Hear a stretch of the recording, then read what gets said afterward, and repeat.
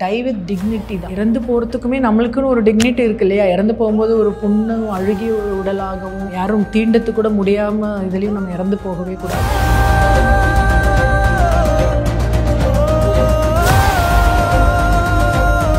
Soul palliative care அப்படின்ற இந்த நிறுவனத்தை வீடுகள்லேயே படுக்கையாக இருக்கிற பேஷண்ட்ஸை பராமரிக்கணுன்ற ஒரு நோக்கத்தோடு தொடங்கினது தான். நிறைய பேருக்கு அவேர்னஸ் கொடுக்கணும், ப்ளஸ் அங்கே படுக்கையே அந்த வீடுகள்லேயே பார்க்க முடியாமல் இருப்பாங்க. இவங்கெல்லாம் வந்து இப்போ இவ்வளோ க்ளீனாக சுத்தமாக இருக்காங்க. இவங்களுக்குலாம் டெய்லி ட்ரீட்மெண்ட் தேவைப்படும். அவ்வளோ பேக் இருக்கு, பார்த்தீங்கன்னா அவ்வளோ பெட்ஸோடு இருக்கும். படுக்கை புண், கையே உள்ளே போகிற அளவுக்கு புண்ணு. நர்சஸ்க்கும் பாலியேட்டிவ் கேர் ட்ரைனிங் நர்சஸ்க்கும் இருக்க வித்தியாசம் என்னன்னு பார்த்தீங்கன்னா, அந்த பொறுமை, கையாளும் திறன். சாதாரணமாக அந்த புண்ணில் இருக்க அந்த வெள்ளை துணி அப்படி எடுக்கிறதெல்லாம் கிடையாது. அவ்வளோ பொறுமையாக அவங்களுக்கே வலி இல்லாமல் நம்ம கை கட் பண்ணுதா அந்த பேஷண்ட்டுக்கு போகுதான்னு கூட தெரியாத அளவுக்கு அந்த இதை கட் பண்ணி அந்த வூண்டை ட்ரெஸ் பண்ணி எடுப்போம். வலி இருக்கிறதுனால யாரையும் வந்து தொட விடாமல் அவர் கேர் கொடுக்க விடாமையும் அவர் வீட்டில் இருந்தார். ஆனால் நம்ம வந்து பேசி தான் நம்ம ஒரு விஷயமும் பண்ணுவோம். நம்ம பேசுறதுலேயே வந்து அவங்க அந்த வலியே மறந்துடுவாங்க. வலியே சுத்தமாக இல்லாமல் இப்போ தாத்தா ரொம்ப கம்ஃபர்டபுளாக இங்கே இருக்கார்.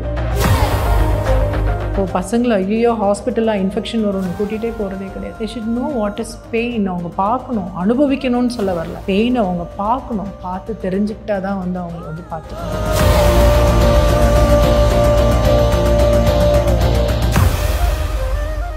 சோல் பாலியேட்டிவ் கேருடைய ஃபவுண்டர் பிரீதா மேமோட இணைஞ்சிருக்கோம். வணக்கம் மேம். வணக்கம். நிறைய பேரோட வாழ்க்கையில் நீங்கள் ஒரு முக்கியமான திருப்பு முனையாக அமைஞ்சிருக்கு இந்த கேர் சென்டர். ஸோ இந்த கேர் சென்டர் ஆரம்பித்த முக்கியமான நோக்கம் என்ன? சோல் பாலியேட்டிவ் கேர் அப்படின்ற இந்த நிறுவனத்தை கடந்த ஒரு 8 வருஷ காலமாக நடத்திட்டு இருக்கேன். இப்போது இந்த சென்டரில் வந்து இப்போ வெறும் 6 பெட்டட்ஸ் இருக்க ஒரு ஹாஸ்பிட்டல் தான். ஆனால் நாங்கள் தொடங்கினது வந்து ஹோம் கேராக தொடங்கணும்.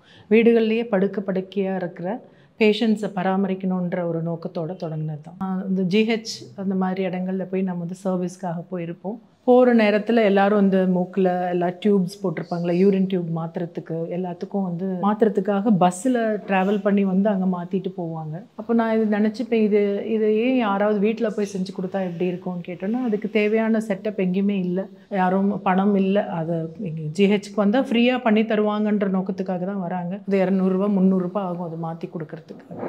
ஸோ அந்த நேரத்தில் நான் சரி இது பண்ணி கொடுத்தா என்னன்னு சொல்லிட்டு ஸ்டார்டிங்கில் ஒரு நர்ஸ் வச்சு இதை வந்து தொடங்கினேன். காலப்போக்கில் தான் எனக்கு தெரிய வந்தது இது வந்து ஒரு பாலியேட்டிவ் கேர் அப்படின்ற ஒரு விஷயம் எனக்கு தெரிய வந்து கேலிக்கட்டில் இருக்கிற IPM இந்தியன் பாலியேட்டிவ் மெடிசனில் போய் அங்கே போய் கற்றுட்டு வந்து அதுக்கப்புறம் ஒரு ப்ராப்பரான ஒரு இடம் வேணும்னு சொல்லிட்டு தொடங்கினேன். நாள் போக்கில் எனக்கு வந்து என்ன சொல்கிறது, ஒரு சென்டர் வைக்கணுன்ற ஒரு நிலைமை வந்துருச்சு. ஏன்னா ஐ ஸ்டார்டட் வித் ஒரு 4-5 பேஷண்ட்ஸோடு தொடங்கி 100 200 அந்த மாதிரி பேஷண்ட்ஸ் நிறைய ஆக அதுக்கு ஒரு சென்டர் வேணும், நிறைய பேருக்கு அவேர்னஸ் கொடுக்கணும், ப்ளஸ் அங்கே படுக்கையே அந்த வீடுகள்லேயே பார்க்க முடியாமல் இருப்பாங்க. ஏன்னா நான் ஒரு நோயாளிக்கு ஒரு நர்ஸை வந்து டெய்லி அனுப்ப முடியாது. 400-500 பேஷண்ட்ஸ் இருக்கும்போது டெய்லி வந்து என் நர்ஸஸ் அனுப்ப முடியாது. கம்மியான ஆட்களை இன்னும் கிட்டேருந்து பார்த்துக்கிற மாதிரி. ஏன்னா இவங்களுக்கெல்லாம் டெய்லி ட்ரீட்மெண்ட் தேவைப்படும். இவங்களுக்கு டெய்லி வூண்ட் ட்ரெஸ்ஸிங். இவங்கெல்லாம் வந்து இப்போ இவ்வளோ க்ளீனாக சுத்தமாக இருக்காங்க.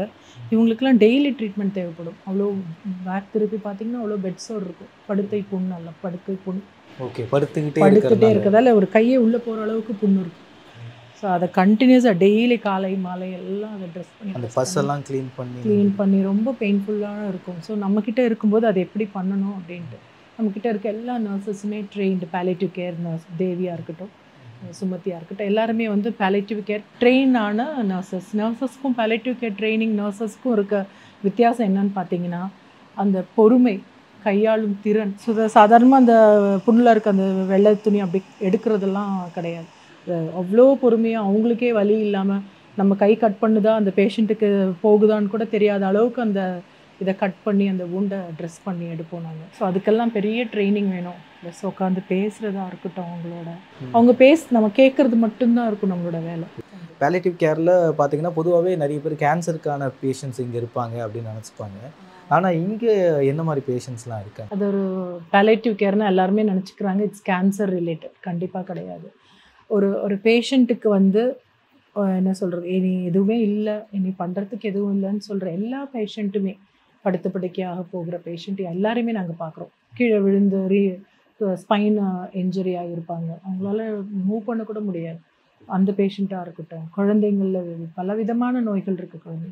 பாட்டிமா எதனால வந்திருந்தாங்க? பாட்டிமா கீழே விழுந்துட்டாங்க. வயதான காலத்தில் வந்து முக்கியமாக எல்லாரும் கவனிக்க வேண்டியது கால்களை பதிச்சு நடக்கணும். ஏன்னா கால் கூச்சம் இருக்கும் அவங்களுக்கு, கால் அடியில் ஏஜ் ஆக ஆக அவங்களுக்கு வந்து கால் அடியில் வந்து கூச்சம் இருக்கும். ஸோ நம்ம தண்ணி இருக்கிற இடம் இது இருக்குன்னு தெரியாது, காலை வைக்கும்போது விழுந்துருவாங்க.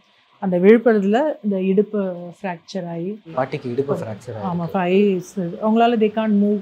வந்தப்போ பேசக்கூட மாட்டாங்க, இப்போ பேச ஆரம்பிச்சிட்டாங்க.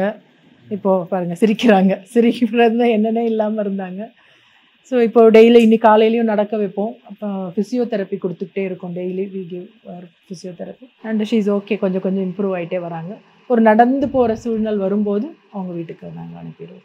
ஒன்ஸ் க்யூர் ஆகிட்டாங்க, ரெக்கவர் ஆகிட்டாங்கன்னா அவங்க வீட்டுக்கு அனுப்பிடுவோம். ஆமாம் ஆமாம், ஃபேமிலி இருக்கவங்களும் நாங்கள் அனுப்பிடுவோம், இல்லாதவங்களும் நாங்கள் எங்கே ஃபுல்லாக லாஸ்ட் வரைக்கும். இந்த தேவி இவங்க ஆல்மோஸ்ட் ஒரு 11 years பாலிட்டிவ் கேரில் இருக்காங்க. லாரன்ஸ் தாத்தாக்கு பார்த்தீங்கன்னா 93 ஏஜ் ஆகுது. தாத்தாவும் பாட்டியும் இருக்காங்க. பாட்டியால் எப்படி படுத்த படுக்கையில் இருக்கும்போது எப்படி கவனிச்சிக்கிறதுன்னு தெரியாதனால 3-4 டேஸ்லேயே வந்து பெட் சோர் வந்து ஃபார்ம் ஆகி 4th ஸ்டேஜ் தாண்டிடுச்சு. அந்த மாதிரி இருந்ததுனால எங்களுக்கு கால் வந்துச்சு. நாங்கள் போயிட்டு பார்க்கும்போது ஃபுல்லாக போன் வரைக்கும் டச் ஆகிடுச்சு. இப்போ பெட் சோர்லாம் ஹீல் ஆகி நல்லா இருக்காரு.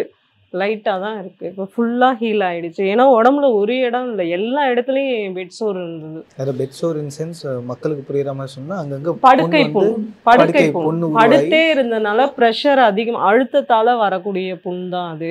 அண்ட் தூங்கவே மாட்டார், அரட்டிக்கிட்டே இருப்பார். இங்கே வந்ததுலேருந்து நிம்மதி தூக்கம். இப்போதான் கண்ணு திறந்து பார்க்குறாரு. பாருங்க எப்படி தூங்குறாரு பாருங்க. இந்த மாதிரி தூங்குனதே கிடையாது வீட்டில். அது இல்லாமல் வலியால் வந்து பாட்டியை தொட விடாமல், மற்றவங்க யாரும் அந்த வலி பிரச்சனை வலி இருக்கிறதுனால யாரையும் வந்து தொட விடாமல், அவர் கேர் கொடுக்க விடாமையும் அவர் வீட்டில் இருந்தார். ஆனால் நம்ம வந்து பேசி பேசி தான் நம்ம ஒரு விஷயமும் பண்ணுவோம். நம்ம பேசுகிறதுலேயே வந்து அவங்க அந்த வலியே மறந்துடுவாங்க. வலியே சுத்தமாக இல்லாமல் இப்போ தாத்தா ரொம்ப கம்ஃபர்டபுளாக இங்கே இருக்கார். இந்த தாத்தாக்கு என்னமா ஆச்சு? இவர் வந்து சுப்பாராவ் தாத்தா. இவருக்கு 75 ஏஜ் ஆகுது. இவர் பார்க்கின்சன் நோயினால் பாதிக்கப்பட்டிருக்காரு.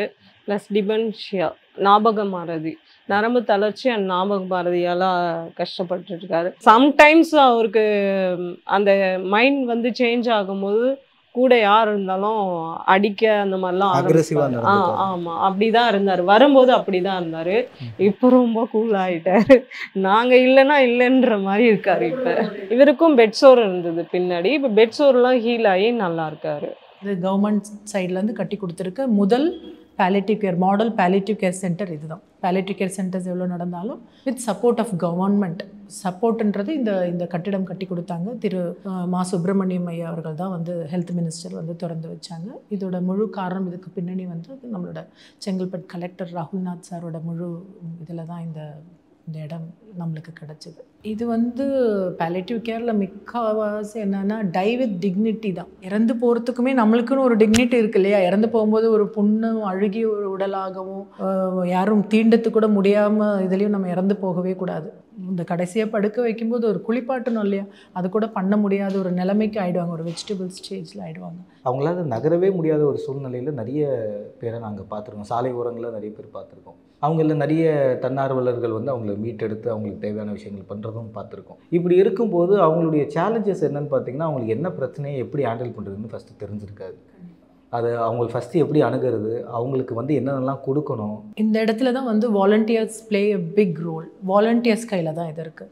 இப்போ வந்து நம்ம இந்த பாலியேட்டிவ் கேர் அப்படின்ற ஒரு இது வந்து நான் காலேஜஸில் நர்சிங் ஸ்டூடெண்ட்ஸுக்கு மத்தியில் இப்போ ஒரு இடங்கள் போகும்போது அந்த இருக்க ஒரு காலனினா அந்த இடத்துல வந்து எல்லாரையும் கூப்பிட்டு இந்த மாதிரி நடந்துன்னு இருக்குமா, இங்கே யாருக்காவது படுத்த படுக்கையாக இருந்தால் எனக்கு இன்ஃபார்ம் பண்ணுங்கள் அப்படின்னு சொல்லிட்டு எங்களோட பேம்ப்ளெட்ஸ் கொடுக்குறோம்.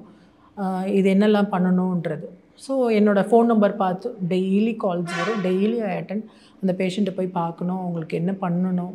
இப்போ ஒரு புண்ணு இருந்தால் அது காய பண்ணணுன்னா அதுக்கு என்ன மருந்துங்க கொடுக்கணும், அந்த மாதிரி அது எப்படி க்ளீன் பண்ணணுன்றதை நம்ம பேசிக்காகவே சொல்லி கொடுப்போம். எப்படி அந்த பேஷண்ட்டை திருப்பி படுக்க வைக்கிறது அதுவே தெரியாது. டமால்னு இப்படி தூக்கி திருப்பி படுக்க வச்சாங்கன்னா அவங்களோட எலும்புகள்லாம் ரொம்ப ஃப்ளிம்ஸியாக இருக்கும், பிரிட்டிலாக இருக்கிறதால உடைய வாய்ப்பு இருக்குது. ஸோ அவங்களை எப்படி திருப்பி படுக்க வைக்கணும். அது இல்லாமல் நாங்கள் வந்து இல்லாதவங்களுக்கு சொல்கிறேன், அவங்களுக்கு நாங்கள் வந்து காட் கொடுக்குறோம், பெட்டு, ஏர் பெட்டு எல்லாமே கொடுத்துட்டுருக்கோம். ஸோ அந்த பேஷண்ட்டை வீட்டுக்குள்ளேயும் வச்சு பார்த்துக்கிற மாதிரியே ஒரு சௌகரியமும் பண்ணி கொடுத்துட்ருக்கோம். எனக்கு இந்த 2 நாளாக என்னோட ரொம்ப தூக்கத்தை டிஸ்டர்ப் பண்ண ஒரு விஷயம் வந்து இப்போது ரீசெண்டாக நடந்த ஒரு விஷயந்தான். கண்ணு தெரியாத ஒரு 93 வயசு இருக்கிற ஒரு பெரியவர், அவங்க மனைவிக்கும் ஷீ இஸ் 87, பெட் ரிடன், ஃபுல்லாக பெட் சோர் வந்து வீட்டுக்குள்ளேயே இருக்கிறாங்க. அவர் கண்ணு தெரியாதால் லைட்டும் போட வேண்டிய அவசியம் இல்லை, லைட்டும் இல்லாமல் அந்த இருட்டுக்குள்ளேயே வாழ்ந்துட்டு வந்திருக்காங்க. பிள்ளைங்கேருந்து எங்கேருந்து ஃபுட்டெல்லாம் கொடுத்துருக்காங்க போல இருக்குது.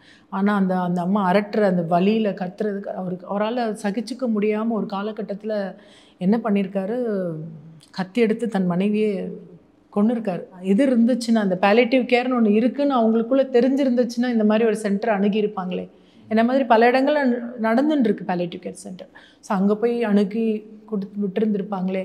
இந்த மாதிரி ஒரு கோரமான ஒரு முடிவு அந்த பாட்டிக்கு வந்திருக்க வேண்டாமேன்றது என்னை ரொம்ப காயப்படுத்தின ஒரு விஷயம். இந்த பிள்ளைங்களுக்குமே வந்து நான் என்ன சொல்ல வரேன்னா, அவங்க வீட்டில் யாராவது படுக்கை ஆகிட்டாங்களா, தயவு செய்து பேலியேட்டிவ் கேர் என்னென்னு கூகுள் டச் பண்ணாலே அத்தனையும் வருது. இப்போ எவ்வளோ அட்வான்ஸ், மொபைல் இல்லாத ஆளுங்களே இல்லையே. இப்போ மொபைல் இருக்குது, டச் பண்ணி பாருங்களேன். இந்த மாதிரி பேஷண்ட் இருக்காங்க, யார் பார்த்துப்பாங்க. ஏன்னா பேலியேட்டிவ் கேர்ன்ற வார்த்தைகளே தெரியாது. நம்மள தமிழில் ஆதரவு சிகிச்சை மையம், நோய் தணிப்பு மையம்.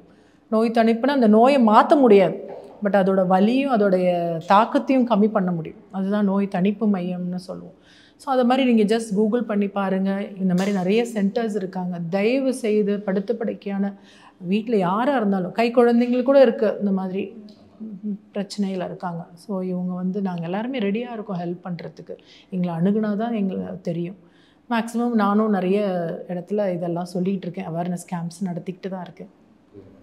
இன்னொரு பக்கம் என்னென்னு பார்த்தீங்கன்னா, இந்த மாதிரி கேர் சென்டர்ஸ், இந்த பேலியேட்டிவ் கேரே எடுத்துக்கலாமே. ஏன்னா இந்த மாதிரி சென்டரை வந்து எப்படி பார்க்குறாங்கன்னா, ஒரு ஆர்ஃபனேஜ் மாதிரி பார்க்குறாங்க ஒன்று.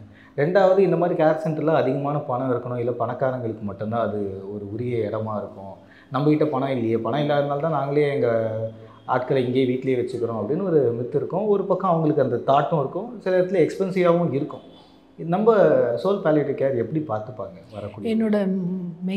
என்னோட நோக்கமே வந்து இந்த பேலியேட்டிவ் கேர் தொடங்கினதுக்கு நோக்கமே வந்து இல்லாதவங்களுக்கும் போய் சேரணுன்றதுக்காக தான். இது வந்து முழுக்க ஃப்ரீயாக நான் இந்த சென்டர் நடத்திக்கிட்டு இருக்கேன். இல்லாதவங்களுக்கு, இருக்கிறவங்க அவங்களே எனக்கு ஏதாவது டொனேஷனாக கொடுத்தா நான் வாங்கிப்பேன். ஏன்னா இங்கேருந்து என்னோட 2 நர்சஸ், ஒரு டாக்டர், ஒரு வண்டி, அதில் மெடிசன்ஸ் எல்லாம் எடுத்துகிட்டு போகணும். ஸோ அந்த செலவுகள்லாம் இருக்குது இல்லையா. ஸோ அவங்களால முடிஞ்சது கொடுத்தா நான் வேண்டான்னு சொல்ல மாட்டேன். And I never ask for a money. கொடுங்க இவ்வளோ ஆச்சுலாம் இது வரைக்கும் கேட்டதில்லை.